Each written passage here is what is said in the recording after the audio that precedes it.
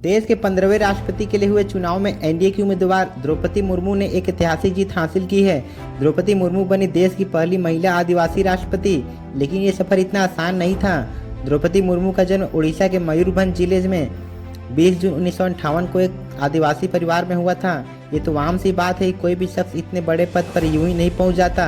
उसने जिंदगी में कई ऐसा मुकाम का सामना किया होता है कि जिनके बारे में अगर वही शख्स अगर पीछे मुड़कर देखे तो शायद उसकी रूह कांप जाए।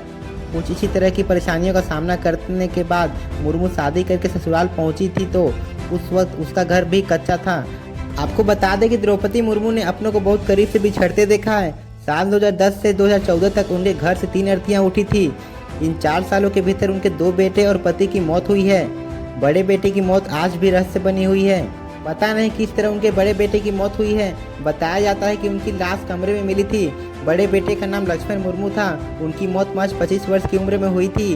वहीं छोटे बेटे बिरंची मुर्मू की मौत एक सड़क हादसे में हुई थी। उस वक्त बिरंची की उम्र 28 साल थी। वहीं 1 अक्टूबर 2014 को उनके पति भी उनका हमेशा के लिए साथ छोड़कर चले गए। वहीं अगर उनके पहले दुख की बात करें तो सबसे पहले दुख उन्हें अपनी शादी के कुछ दिन बाद ही मिल गया था, क्योंकि उनकी पहली औलाद भी उन्हें 3 साल की उम्र में छोड़कर चली गई थी। ये घटना साल 1984 की है। मुर्मू की पहली संतान एक बेटी थी। जिंदगी में तमाम दुखों का सामना करने के बावजूद मुर्मू ने हार नहीं मानी।